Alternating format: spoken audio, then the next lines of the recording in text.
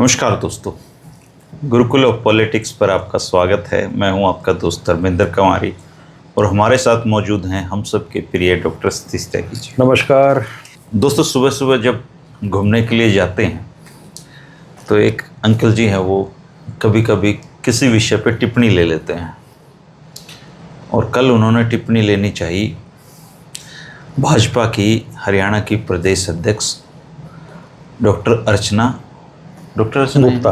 अच्छा, डॉक्टर अर्चना गुप्ता जी के बारे में। तो टिप्पणी की जगह मुझे हंसी आ गई, तो बोले हंसे क्यों? मैंने कहा अंकल जी, जो टिप्पणी आप चाहते हो वो मैं कर नहीं सकता, और थोड़े दिन रुक जाओ, अपने बारे में सारी टिप्पणियां डॉक्टर अर्चना गुप्ता खुद कर देंगी। जब इंसान को जीवन में एक कहीं जाने का अवसर मिलता है तो उस अवसर को कई लोग बहुत बेहतरी से भुनाते हैं, और कई लोग भुनाने के चक्कर में इतना गिर जाते हैं उनको भी समझ में नहीं आता कि वो कर क्या रहे हैं।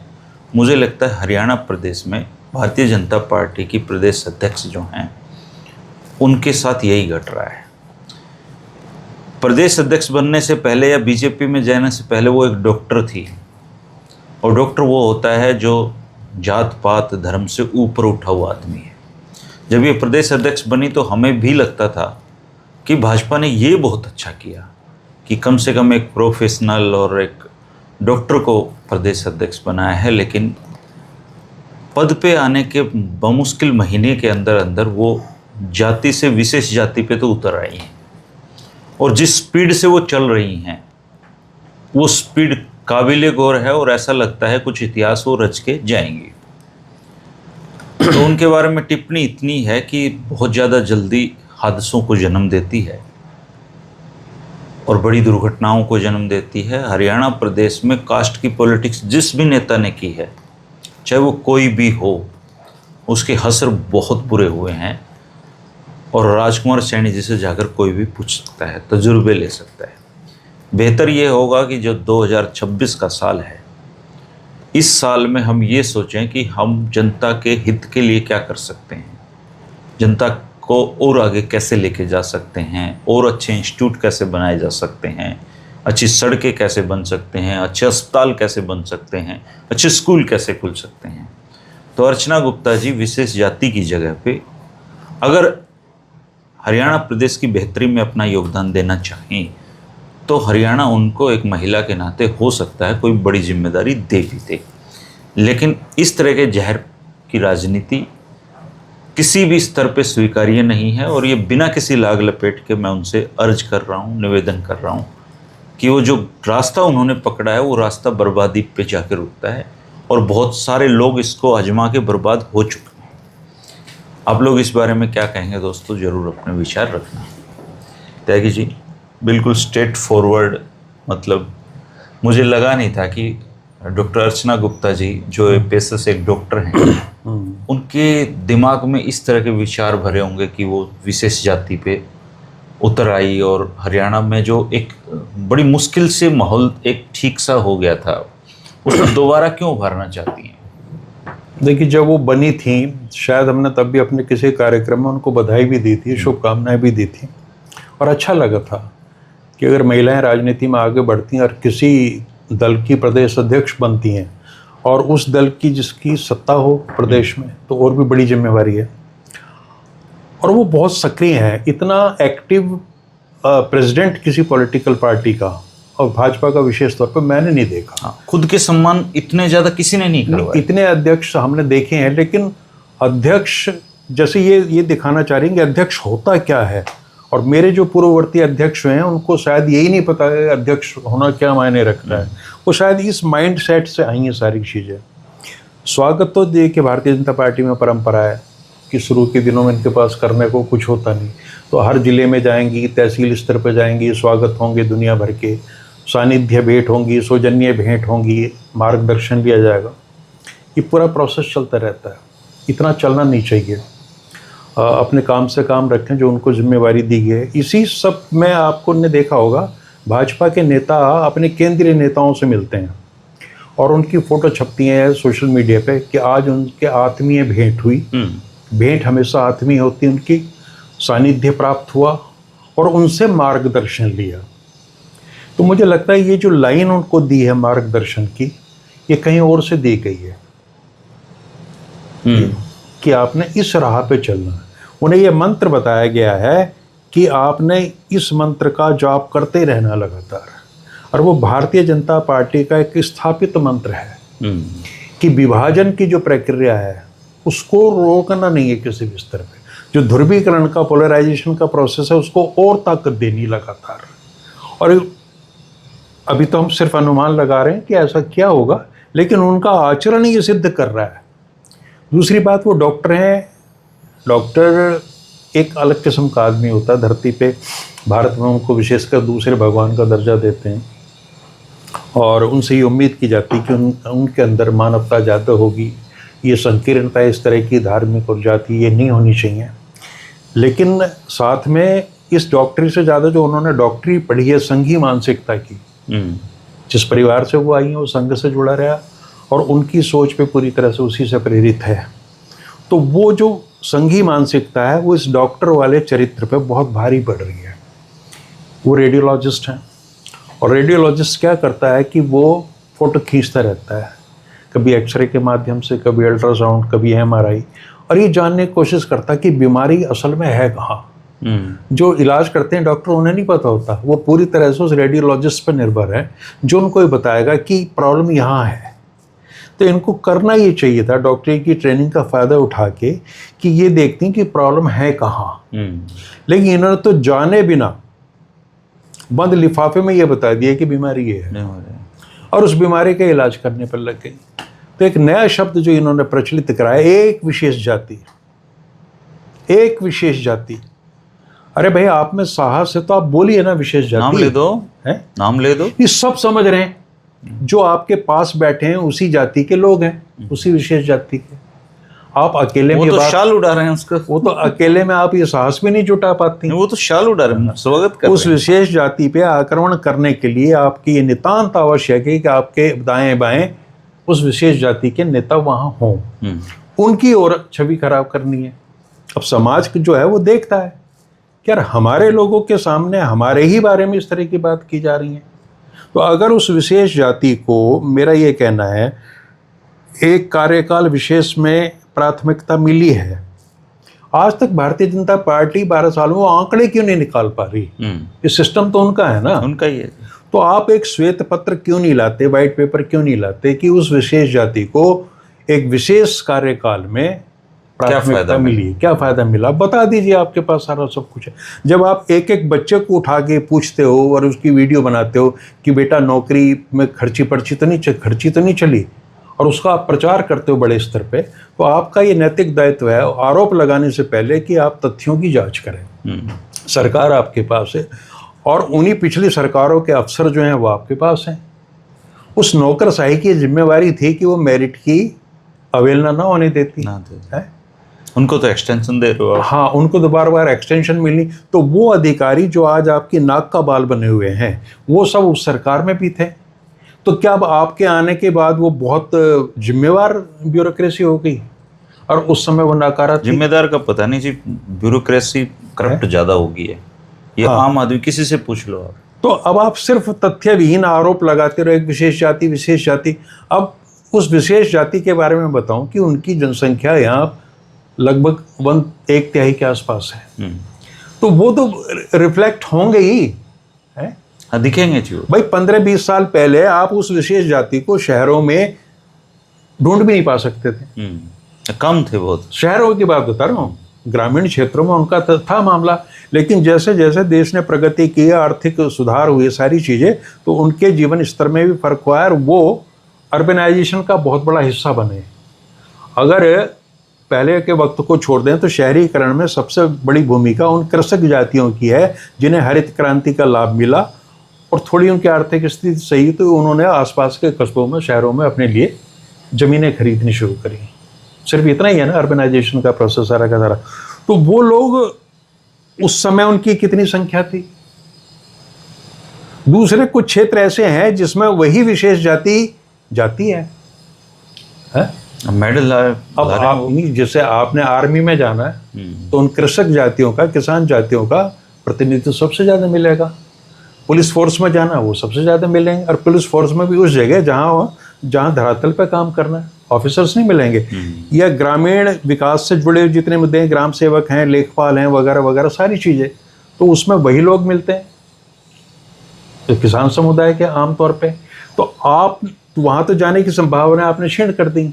आपकी प्राथमिकताएं तो कुछ और थी आपके वोट बैंक की, उनके लिए बेचारों की जिद्दोजहद थी जीवन की कि उन्होंने उस क्षेत्रों में भी काम किया। तो अगर आप बिना कोई फैक्ट सामने लाए सिर्फ आरोप लगाते रहोगे तो वो विशेष जाति या कोई भी और विशेष जाति वो सवाल तो उठाएगी ना, उठाएगी। और पिछले 10-12 वर्षों में आपकी पार्टी की एकमात्र उपलब्धि ये है कि आपने हर आदमी को संदिग्ध कर दिया और हर आदमी को दूसरे आदमी से लड़ा दिया। जितनी नफरत मैं यहाँ 50 साल से रह रहा हूँ धर्मेंद्र जी हरियाणा में, अगले साल जुलाई में 50 साल हो जाएंगे, और मैंने हरियाणा को एक ऑब्जर्वर की तरह देखा है। इतना प्यारा, इतना सुकून भरा प्रांत ये रहा है कि मुझे प्यार था इससे, मोहब्बत थी इस स्टेट से। और धीरे धीरे मैं देख रहा हूँ कि जो मेरी आंखों के सामने हुआ, मुझे बहुत दुख होता, बड़ी पीड़ा पहुँचती है कि कैसा बना दिया हरियाणा ये। और इस 14-15 सालों में ये जो लास्ट का पीरियड है, इसमें सारी चीज़ें हो गई। मैं ये नहीं कह रहा कि शुरुआत पहले नहीं थी, रही होगी, लेकिन जिन्होंने ये जहर का बीज बोया वो तो बो के चले गए। अभी आपकी जिम्मेवारी थी, जिन्होंने भी तो देखा जिसने सबका साथ सबका विकास की बात कही, हरियाणा एक हरियाणवी एक, बहुत तो आपने बहुत बड़ी कही, और तब हमें उम्मीद भी बंदी थी कि शायद कोई बहुत अच्छा होने जा रहा है। सारे उल्टे करे जी, उसके काम सारे उल्टे हो रहे हैं। तो अब वो चीज़ें आपकी जो है ना, ये नारे तो हम भूल गए। अब हमें वो नारे याद आते हैं कि जब हमारे पूर्व मुख्यमंत्री ये कह रहे हैं कि आप अपने अपने संगठन खड़े कर लो, किसानों के 400-500 लोग खड़े हो जाओ और उठा लो डंडा, सठम साठम उठा लो डंडा, सटे साठम समाचरित की बात कर रहे हैं। ये एक मुख्यमंत्री की भाषा है? किस तरह की बात कर रहे हो कि गर्दन से ऊपर ना वो दिमाग नहीं होता उनमें? ये हरियाणा को जोड़ने वाली भाषा तो नहीं है। और फिर जिस तरह की आपकी संदिग्ध भूमिका रही है हर क्षेत्र में, और अब जब आप कहते हो सबका साथ सबका विकास, तो फिर आप जो आपके विरोधी दल की जहाँ पे विधायक हैं, सांसद हैं, वहाँ पे आपका काम तो नहीं दिखता। वहाँ पे जो इनके यहाँ जो मंत्री उनके जरूर दिखता है। हाँ। काम कहीं हो तो दिखेगा। तो आपकी कथनी करनी में इतना बड़ा अंतर है कि आम आदमी परेशान है। और आपको इस सब का एक तरीका, अपनी विफलताओं को छुपाने का एक मूल मंत्र आपके पास ये है कि वही जो पुरानी पॉलिटिक्स है, राष्ट्रीय स्तर पे हिंदू मुस्लिम और यहाँ पे फलाना और नॉन फलाना, वो तो हर स्टेट में कर रहे हैं, हर जगह हर बिरादरी में है। जहाँ धर्म नहीं है वहाँ पे ये फिर जाति ले आता है। यहाँ ये विशेष जाति की बात करने वालों को मैं चुनौती दे रहा हूँ, पश्चिमी उत्तर प्रदेश में कर देना इस काम को, विशेष जाति का, या राजस्थान में कर दें। इस जाति का कोई नाम तो है नहीं इनके हिसाब से, लेकिन हम बता रहे हैं कि दिल्ली देहात में बसती ये जाति, ये पश्चिमी उत्तर प्रदेश में भी है, राजस्थान में भी है। तो वहाँ के जो भाजपा नेता वो कह दें, और भाजपा के प्रभारी भी उसी विशेष जाति से आ रहे हैं। और भाजपा के बड़े बड़े दिग्गज नेता जो भाईचारा सम्मेलन करके समाज को मजबूती दे रहे हैं, या कुछ लोग अपनी कविताएं कर करके किताबें छाप रहे हैं, देश के विकास में योगदान दे रहे हैं, उनको भी हालत की जा रही।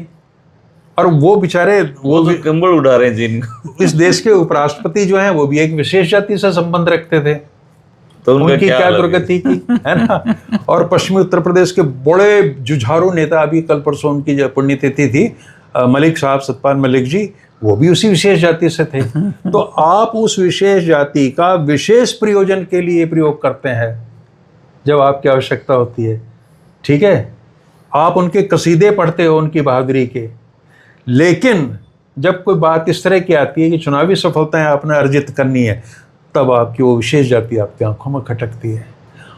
तो मैडम डॉक्टर अर्चना गुप्ता को ये पता होना चाहिए कि हरियाणा के लोग बावले नहीं कटेंगे, बहुत समझते हैं। और कोमा इन्वर्टेड कोमा में जो कहा था ना उन्होंने, एक झटके में सब समझ गए कि कौन सी विशेष जाति है ना। और इसकी मज़ेदार एक पहलू और बता दूं कि एक जाति और है, इसके अलावा उनको ये डाउट हो रहा है कि कहीं हमें तो नहीं कहा। भिवानी में तो हाथ जोड़ के निकली। कई बार क्या होता है सर, पॉलिटिक्स में ज़्यादा बोलना भी खतरनाक होता है। हाँ, नए नए हो तो थोड़ा सीखने में टाइम लगाओ, मतलब जल्दी किस बात की है इतनी? नहीं नहीं, आप अपनी जो लाइन है यही करते रहो, हरियाणा एक और सब और एक, क्या? सबका साथ, ये बहुत अच्छी चीजें हैं। हाँ, अच्छी अच्छी सुथरी सुथरी बात करते रहो, क्या दिक्कत? हाँ, उसे मन चलता का रहेगा। जहर बाहर तो मत निकालो कम हाँ, से कम। लेकिन मुझे लगता है कि कुछ ना बौद्धिक स्तर कम है। हम्म, वो किसी डॉक्टर का भी कम हो सकता है, इंजीनियर का और पत्रकार का भी कम हो सकता है। भक्तों की दृष्टि में हमारा बौद्धिक स्तर भी बहुत कम होगा। तो वो हो जाता है कई बार। अब कल मैं एक वीडियो देख रहा था, दुष्यंत चौटाला ने शेयर की है वो, कि मुख्यमंत्री से एक बच्चे ने प्रश्न किया कि ये जो क्या होता है सीईटी ठीक। जो परीक्षा है, इसको करने के बाद हम किन किन नौकरियों में जा सकते हैं। तो इनके यहाँ एक परंपरा है, वहीं से शुरू होते हैं प्रस्तावना से। भारत एक लोकतांत्रिक देश है और भारत सदियों से गणतंत्र में भरोसा रखता है। तो उन्होंने वो सारी कहानी सुना दी कि कैसे हमने बच्चे वहाँ छुड़वाए जिनके पेपर हो गए थे, हमने उनको ये आदेश दिए, वहाँ लंगर लगवाए, ये करा वो करा। मैं ये सोचता रहा कि वो प्रश्न का उत्तर कब दिया जाएगा। वो नहीं मिलेगा जी। वो अगले को पता नहीं है। तो फिर नहीं, लास्ट में या तो किसी ने बताया होगा उनको कि वो ये कह दो। हाँ, तो फिर उन्होंने बताया कि इसमें जो है वही है जो पहले होती थी, वही है, थोड़ा मोटा ये है। तो ये लोग, मैं कहता हूँ कि ठीक है, आप 100 साल से ज़्यादा समय हो गया आपको विरोध करते हुए, सत्ता से पाला आपका नए तरीके से पढ़, लेकिन सीख लो, पार्टी ऑफ गवर्नेंस बनो। पार्टी ऑफ अपोजिशन भी आप रह लिए हो, उसकी बड़ी भूमिका आपकी बहुत शानदार है, लेकिन गवर्नेंस की पार्टी बनो। और आप ही ने सुशासन का नारा दिया। लेकिन एक बात मैं बताता हूँ सर, नायब जी मतलब एक चीज इन्होंने नहीं की सर। हाँ। ये कास्ट की पॉलिटिक्स मतलब खुले तौर पे नायब जी नहीं करते थे। तो उनको जरूरत नहीं है ना। हाँ, सच में, मतलब मैं उनके लिए अप्रिशिएट भी करता हूँ उनको। अरे बिल्कुल अच्छी, उनको जरूरत नहीं है। हाँ, लेकिन लेकिन इनको दे दिया ना सानिध्य में जो आत्मीय भेंट थी, उसमें ये और उनको मतलब इनको रोकना आप भी क्या चाहिए। सोचते हो, प्रदेश अध्यक्ष अर्चना गुप्ता की अपनी हिम्मत है इस लाइन पे चल पड़ेंगी?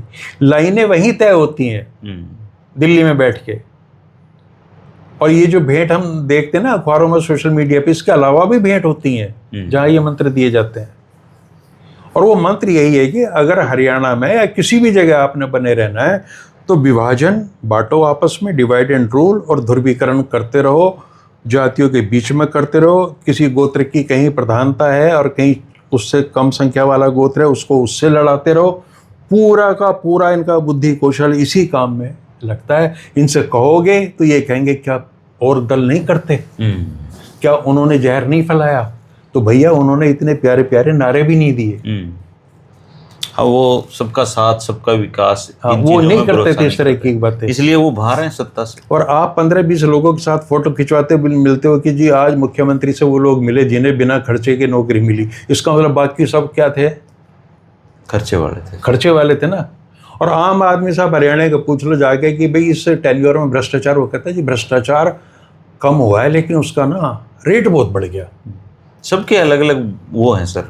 हाँ। उस पॉकेट का, जैसे कुछ फाइलें जो धनाढ़ लोग हैं वो फरीदाबाद वाया फरीदाबाद होके जाती हैं सर।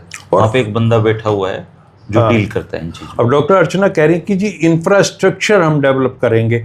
भाई 12 साल में आप क्या इंफ्रास्ट्रक्चर, आप ही तो हो इतने टाइम से, ये भूल जाते हैं हमारी सरकार का। भाई इनको लग रहा है कि अभी आई है, 2 साल पहले नया मुख्यमंत्री जब से आया तभी से हमारी सरकार आई। अरे भाई 10-12 साल कम नहीं अर्चना होते। गुप्ता के लिए तो सरकार उस दिन से आई जिस दिन वो प्रदेश अध्यक्ष बनी है। हाँ, और पता नहीं अब राष्ट्रीय मुद्दों पे इनसे कितनी बातें करा लो, सारी की सारी। वो अनिल विज भी उधर बोलते लेकिन रहते हैं, हमने यहाँ जो कुछ सुनता नहीं जातिवाद का इनकी। जो जहर है सर, हाँ। उसकी वजह से हरियाणा ने झेला बहुत है सर। हमने 2016 में मतलब वो, उसके बाद हर किसी को ये सबक ले लेना चाहिए कि पॉलिटिक्स में आप जातिवाद करोगे तो उसके परिणाम सुखद नहीं होते। मैं ये कहता हूँ कोई धर्मेंद्र जी, मतलब अर्चना गुप्ता कोई समझाए मैं ये नहीं कह रहा कि भारतीय जनता पार्टी या जनसंघ या संघ ने इस देश में जातिवाद की उत्पत्ति करी है, नहीं करी, चूंकि वो सत्ता में थे भी नहीं। जो लोग सत्ता में होते हैं उन्हें चुनावी सफलताएं अर्जित करने के लिए इस तरह के हथकंडे अपनाने पड़ते हैं, यहाँ तक भी कोई प्रॉब्लम नहीं है। प्रॉब्लम यह कि चुनाव के बाद एक जाति दूसरी जाति से नफरत करने लगे, उसके प्रति आक्रामक हो जाए, उसके अस्तित्व को मिटाने की बातें करने लगे। वहाँ राजनीति में अब जाति है तो रहेगी समाज में, वो राजनीति का कारण भी बनेगी, इसके ये स्वाभाविक है, नहीं बदल सकता, वहाँ तक कोई प्रॉब्लम नहीं है। लेकिन जातीय नफरत वो गलत है जी। और ऐसा माहौल बना देना कि भाई एक जाति विशेष जो है वो आपके अस्तित्व के लिए बहुत खतरा है और उससे निपटने के लिए हम आपके साथ खड़े हैं। वो तो ये सोच गलत है। अगर हमारे देश में धर्म की महत्ता है तो धर्म राजनीति में रहेगा, जाति राजनीति में रहेगी, क्षेत्रीयता राजनीति में रहेगी। यही हमारी राजनीति को एक स्वरूप देते हैं। इनको आप निकाल देखो भारत की राजनीति क्या होगी। लेकिन हर गांव में सारी जातियां एक साथ बसती थीं, चुनाव परिणाम आ गए, उसके बाद में किसी को किसी से कोई रंजिश नहीं थी। आजकल एलर्जी है, सबको पता है कि ये बीजेपी से जुड़ा, ये कांग्रेसी है, INLD का, ये जेजेपी का है। और वो लोग कहीं ना कहीं बहुत ज़्यादा, मैं नहीं कह रहा कि नफरत उनमें होगी है, लेकिन वो बीज पड़ चुके हैं। और वो बीज डालने की सबसे बड़ी भूमिका अगर किसी ने अदा की है तो वो इस सरकारों ने की है जो पिछले 10-15 सालों से आ रही हैं। ठीक है ना। अच्छा है कई बार जातीय प्रतिस्पर्धा हो है, लेकिन वो अब आजकल के दौर का तो जो जिस पे सर ये मोदी जी और राहुल गांधी ये सब लोग लगे हुए हैं जिस वर्ग को लुभाने में, जैन जी पे फोकस है सर इनका सारा। इनको पता है, इनको ऐसा लगता है कि जैन जी के अगर वोट नहीं मिले तो 2029 में हम गए। बीजेपी को तयशुदा ये बात लग। अच्छा, मैं ये कहता हूँ कि भाई पिछले 10-12 साल में आपकी इतनी भी उपलब्धि नहीं कि आप जाति विशेष के वर्चस्व को समाप्त नहीं कर पाए। आप मतलब खत्म कर आपको इस समय तो ये कहना चाहिए था कि वो दौर हमने देखा है जब वर्चस्व था, ये हमने खत्म कर दिया है। अब तो आप खुद ही खत्म होने वाले हो। और ये जो पीढ़ी है सर जो जिसको ये अब ये लुभाने की कोशिश कर रहे हैं, उसको तो जाति से धर्म से कोई लेना देना ही नहीं है सर। देखिए ये जैन जी अगर ये ऐसी बातें करेंगी अर्चना गुप्ता, तो वो इनको भी ठुकरा देंगे जी। धर्मेंद्र जी आप देखना, मैं तो बहुत चिंतित रहता हूँ चीज़ों को लेके कि ऐसी ऐसी चीज़ें हमारे अंदर डाल दी गई हैं कि हम उनका विरोध भी सार्वजनिक रूप से नहीं कर सकते। आज कोई अगर पाखंड कर रहा है उसका विरोध आप नहीं कर सकते, चूँकि उसके पास सब सोशल मीडिया पर हजारों लोग हैं जी, वो जो आप जीना आराम कर देंगे, आपका जीना आराम कर देंगे। इसीलिए आज देखिए खौफ है। हर आदमी से आप बात कर लो, सेंसिबल आदमी से, वो कहेगा कि कुछ चीज़ें गलत हो रही हैं। पाखंडियों का तो स्वर्ण काल चल रहा है जी। हाँ, उसमें धार्मिक लोग भी पाखंड कर रहे हैं और इस तरह की चीज़ें हैं। लेकिन साहब हम करें क्या? उनके पास में सोशल मीडिया पे भी लोग हैं और मोहल्ले गलियों में भी रहने वाले उनके लोग हैं। तो आज आप किसी पाखंड का, किसी अंधविश्वास का, किसी गलत चीज़ का विरोध नहीं कर सकते, चूँकि उन्हें संरक्षण सत्ता का मिलता है। उत्तर प्रदेश में कांवड़ यात्रा के दौरान पुलिस की पिटाई हुई है। स्कूल की बैन जो है IPS माफी मांग रहा है जी। IPS माफी मांग रहे हैं। तो आपकी सरकार का, आपकी ब्यूरोक्रेसी का क्या इकबाल रह जाएगा? फूल बरसा रहे हैं उन पे, भांग पीते बच्चों पे। मैं कहता हूँ आप जाओ, कांवड़ यात्रा करो, सारी चीजें करो, लेकिन ये स्टेट की जिम्मेवारी है कि इसको पीसफुली करे और वहां पे बदतमीजियां नहीं होनी चाहिए। उससे आम आदमी का धर्म के प्रति भरोसा कम होता है। आप सर IIT दिल्ली में जाते हो, हमारे प्रधानमंत्री जी IIT दिल्ली के दीक्षांत समारोह में गए और वहां जाके बच्चों को उन सारी बातों पे ज्ञान दे दिया जिन्होंने खुद कभी कैंपस लाइफ जी नहीं। उनको पता है कि पराठे बहुत मिस करेंगे ये लोग। वहां पे कहा कि मैं बागेश्वर बाबा तो नहीं हूँ। आप ये देखिए, IIT दिल्ली में जाके उन्होंने एक पाखंडी आदमी के कामकाजों पे मोहर लगा दी। उस पीढ़ी को ये बता दिया कि मैं बागेश्वर बाबा नहीं हूँ, बागेश्वर बाबा सब कुछ जानता है। ये भारत का प्रधानमंत्री एक बाबा की ब्रांडिंग कर रहा है सर वहाँ जाके। हाँ, तो वो पहले उनको अपना छोटा भाई घोषित कर चुके हैं, पहली बात तो ये। दूसरी, इस IIT के कन्वेंशन में आपने देखा होगा, कन्वोकेशन के टाइम पे वहाँ विद्यार्थियों को ये जो डिग्री जिनको मिली है उनको निर्देश थे कि आपने इतना झुकना है ताकि प्रधानमंत्री का जो फोटो है ना वो खराब ना हो, आमने सामने ना आ जाए। आप ये देखिए कि अगर नलसार हैदराबाद के बच्चे ये कह रहे हैं कि हमें मुख्य अतिथि के रूप में चीफ जस्टिस ऑफ इंडिया स्वीकार नहीं है, कितनी बड़ी बात, कितनी बड़ी शर्म की देश में मतलब पहली बार ऐसा हुआ। पहली बार ऐसा लो यूनिवर्सिटी के बच्चे कह रहे हैं कि हमें चीफ जस्टिस नहीं चाहिए। हाँ।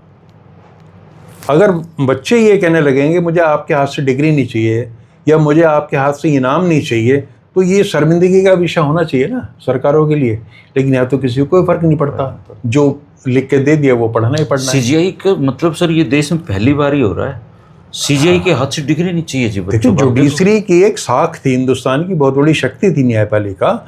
इस न्यायपालिका ने एक जो प्रधानमंत्री था, प्रधानमंत्री होते उसकी सदस्यता रद्द करी, 6 साल के लिए उसको वहाँ से हटाया, इलेक्शन रद्द कर दिया उसका, इलाहाबाद हाई कोर्ट में तलब कर लिया। ये थी हमारी साख। तो इंदिरा गांधी जैसी प्रधानमंत्री को जगमोहन सिन्हा ने अपने कोर्ट में बुला लिया। और अब साख ये है कि जड़े हुए नोट मिलते हैं जजों के घर। हाँ, कुछ भी नहीं हो रहा। तो आपको इन सारी आप या तो आप उस परंपरा को आगे बढ़ाते, तो सारी संस्थाओं का, सारी चीजों का सर्वनाश कर दिया। और जुडिशरी वहां काम आती थी सर, जब देश का सिस्टम फेल हो जाता था ना, हाँ, वहां पे लोग जुडिशरी पे विश्वास करते थे। और अब जुडिशरी ऐसी टिप्पणी करती है कि हमारे पास टाइम नहीं है, हम क्यों वीडियो देखें। हाँ बिल्कुल है। कॉकरोच हैं, पैरासाइट हैं। तो अब वही मैं कह रहा हूँ कि इवन एक जज तो सर ऐसे हैं, उन्होंने कहा कि जंतर मंतर को ही बंद कर दो। हाँ बिल्कुल कर दो। जो इनकी मूल सिद्धांत ये है ना कि आपने वही जो मैं शुरू से कहता हूँ, एक हुक्म मानने वाली ओबीडेंट सोसाइटी, इनके यहाँ किसी चीज़ का मतलब नहीं। अब उन्होंने भागवत जी ने बड़ी अच्छी अच्छी बातें करी हैं, बहुत ही ज्यादा ऐसी बातें करती। मैं तो मुझे ये लगा शायद एक संयोग है कि जिस साल जवाहरलाल नेहरू पैदा हुए थे उसी साल मोहन भागवत को हेडगेवार पैदा हुए थे, एक ही साल में। आज गिरिराज सिंह ने एक फोटो डाला है, देखा था आपने? हाँ, कि राहुल गांधी ये बताएं कि इनके साथ कौन लोग हैं। एक नाव में बोट में बैठे हुए हैं, वो एक बच्चा बैठा हुआ है, एक लेडीज साथ में बैठी हुई है। तो गिरिराज सिंह पूछ रहे हैं कि ये दोनों कौन है। तो अजीत डोभाल को कह देना चाहिए, बता देंगे ला के कौन है? राहुल गांधी अपनी प्राइवेसी क्यों बताए भाई? और चलो ये अब आप ये बताना चाह रहे हो ना, राहुल गांधी की प्राइवेसी है कहाँ सर? नहीं, वो ये बताना चाह रहे हैं राहुल गांधी की पत्नी है, उनका एक बच्चा है, बहुत पहले से ये चीजें हो रही हैं, ये चल रही हैं सारी। और सरकार इनकी है, बता दो खुल के क्या क्या है। क्यों रुचि ले रहे हो? नहीं, जब इनकी सरकार, इनको पता है ये इनकी पत्नी और बेटा, खुल के कह दें, मोदी जी कह दें। खुल के तो या मोदी जी प्रधानमंत्री ने 2014 में स्वीकार किया कि मेरी शादी हुई है, उससे पहले तो वो ही नहीं करते, वो भी नहीं करते थे। तो इसमें राहुल गांधी का क्या फॉल्ट है? शादी तो स्वीकार नहीं कर रहे भाई, नहीं कर रहे, तो राहुल गांधी भी नहीं कर रहा। और अगर उसकी शादी ऐसी हुई है तो हमारे जेम्स बॉन्ड क्या कर रहे हैं? लाए उनको आदर के साथ में, राहुल जी की पत्नी को, कि वो क्यों डर रहे हैं? अमित शाह की तरह डर रहे हैं क्या सदन में जाने से? और राहुल गांधी जिस परिवार से आता है उनके यहाँ तो ये कोई चीज़ ही नहीं है कि मान लिया उसने लव मैरिज कर ली, इंटर रिलीजियस मैरिज कर दी या किसी और देश में कर दी, तो उनके यहाँ तो सारी चीज़ें हुई पड़ी हैं पहले ही, मान्य है। तो राहुल गांधी किस चीज़ से डरेगा भाई? ना उनको धर्म की चिंता, ना उनको जाति की चिंता ही नहीं है इस बात की, वो तो पहले ही कर चुके सारे के सारे काम है। लेकिन उनके यहाँ एक सिस्टम है कि 47 साल की उम्र में विधुर होने वाले जवाहरलाल नेहरू ने, आप कितना याद करते हो, दूसरी शादी नहीं करी। नेहरू को तो सर ये इन्होंने अब समझ में आ रहा, बचपन से, मतलब जब हम छोटे थे तब से पूरा एक सिस्टम लगा हुआ है नेहरू को यास घोषित करना। हाँ बिल्कुल नेहरू। अब नेहरू को पढ़ते हैं तो पता लगता है यार वो कितना विद्वान आदमी था। 3262 दिन जेल में काटे, और वो जेल की किताब है सर उनकी, उन्होंने जो खत लिखे हैं उनकी श्रेष्ठ पुस्तकें उन्होंने पैदा की, ग्लिम्पसेस ऑफ द वर्ल्ड, वही पढ़ रहा हूँ जी मैं। बिना किसी ऐसा पढ़ के ऐसा लगता है मतलब कितना समृद्ध व्यक्ति था। Discovery of India. और पूरी दुनिया, आप ये देखिए कि मार्शल टीटो जो यूगोस्लाविया के राष्ट्रपति थे, वो भारत आए थे 1950 के दशक में, 92 या 53 में, और उनकी यात्रा पता है कितने दिन की थी? 18 दिन। 18 दिन वो प्रेसिडेंट आए, और नेहरू का मैक्सिमम उनके साथ मीटिंग हुई और पूरा देश उन्होंने घुमा। टीटो बहुत बड़ी ताकत थी उस जमाने में, ठीक है ना?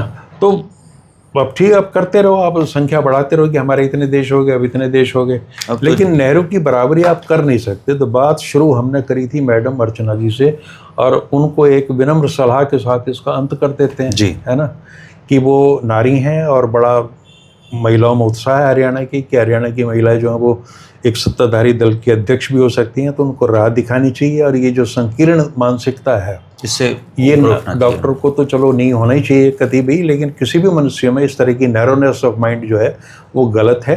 और वो ऐसे कर्म करें, ऐसे कार्य करें जिससे उनको याद रखा जाए। सलाह तो सिर्फ इतनी सी है। मुझे लगता है नायब जी जब मुख्यमंत्री बने, जब से ये मतलब सारे बीजेपी के कार्यकर्ताओं में एक छोटा सा उन्होंने वो मकसद सा मिल गया कि भाई जब भी इनका नंबर लग सकता है हमारा भी लग सकता है। नायब सिंह सैनी की मैं एक तारीफ करूंगा, बहुत बड़ी तारीफ, वो ये है, वो हंसने हंसाने वाली बात नहीं है, कुछ एक बड़ी इंपॉर्टेंट बताता हूँ। वो इस इतिहास में हरियाणा के पहले ऐसे मुख्यमंत्री होंगे जिन्हें लोग गाली नहीं देंगे। कोई जिन्होंने महान काम किए, बड़े काम किए, उनको भी गाली मिली, ठीक है। जो हरियाणा बदलने आए, सबका साथ विकास वाले, वो भी अभी तक गाली खा रहे हैं। इनको नहीं। नायब सिंह सैनी हरियाणा के इतिहास के पहले ऐसे मुख्यमंत्री होंगे जिन्हें कोई कोसेगा नहीं, गाली नहीं देगा। जैसे वो ये तय करके बैठे हैं कि मैंने तो कुछ करना, कलम ही नहीं तोड़नी, बात ही कलम नहीं, ऐसी तैसी करो, सबसे प्यार से मिलो, हाँ, सबसे हाथ मिलाते चलो, सबसे दिल मिलाते चलो, घेवर खाते चलो, पैक कराते काम चलो, अपना जाओ, उनको गाली नहीं देगा। ना, कोई गाली नहीं देगा। और इसका सबसे बड़ा कारण ये कि वो कास्ट की पॉलिटिक्स करते ही नहीं। पता नहीं क्या करते हैं, लेकिन उन्हें उनके हिस्से में बुराई नहीं आनी। बुराई नहीं। तो मैडम अर्चना उनसे ये सीख भी ले ऐसे सकते बहुत सारे काम हुए, लेकिन देखिए समय ने ऐसा उनको एक वो दे दिया सिस्टम कि सारी बुराई सुपर सीएम के सिर पे फेंको। अलग हट जाओ, वो कभी नहीं कहते। हैं। बीजेपी के लोग मिलते हैं, वो ये कहते हैं कि नायब जी बहुत बढ़िया आदमी हैं, अगर इनको काम करने देना तो ये मतलब बहुत काम कर सकते हैं। नहीं नहीं, वो सही चल रहे हैं, वो भी नहीं चाहते कि बहुत कोई बड़े काम उन्होंने करने, मतलब आराम से वो इसी नीति पे चलते अपना कार्यकाल पूरा करेंगे। उनसे आप ये उम्मीद मत लगाओ कि कोई ड्रास्टिक चेंज वो कर देंगे, और जितनी बुराइयां वो सुपर सीएम के खाते में चली जाएंगी। और वैसे भी खैर भले आदमी है। भले। तो मैडम अर्चना गुप्ता जी, हम आपको शुभकामनाएं देते हैं, और एक जागरूक हरियाणा के व्यक्ति के नाते आप चूँकि एक महिला हैं और डेस्टिनी ने आपको यहाँ तक पहुँचा दिया है, तो आप अच्छे काम करके भी अपना नाम को बना सकती हैं, अपनी राजनीतिक महत्वाकांक्षाओं को पूरा कर सकती हैं। इस हरियाणा ने जातिवाद के चलते बहुत नुकसान उठाया है। कोई भी हरियाणा का प्रबुद्ध नागरिक ये नहीं चाहेगा कि हम दोबारा से उसी गंद मानसिकता में फिर से डूब जाएं और अपना नुकसान करवाते रहें। दुनिया बदल रही है, प्रधानमंत्री नरेंद्र मोदी जी जैन जी को लुभा रहे हैं, राहुल गांधी जैन जी के पीछे लगे हुए हैं, तो आप लोग भी जैन जी के पीछे लग जाइए। और उसकी पहली और अंतिम शर्त यही है कि जैन जी ना धर्म को ज़्यादा महत्व देता है, ना जाति को महत्व देता है। तो अपनी सोच बदलिए, हरियाणा खुद ब खुद बदल जाएगा। दोस्तों, आप भी अर्चना गुप्ता जी को अपनी तरफ से सलाह मशवरा दे सकते हैं, तो ज़रूर दीजिएगा। शुक्रिया, नमस्कार। नमस्कार।